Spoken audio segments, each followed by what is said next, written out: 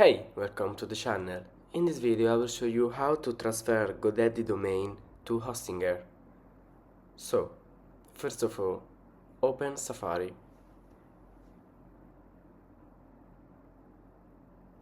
Go to Godaddy and after login, click here.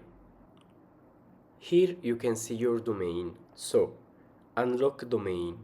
Turn off domain lock in additional settings. So scroll down to transfer domain and click get authorization code. Godaddy will email it to you.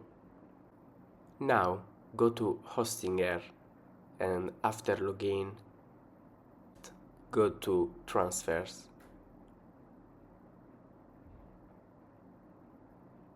Here you can transfer your domain. So digit your domain here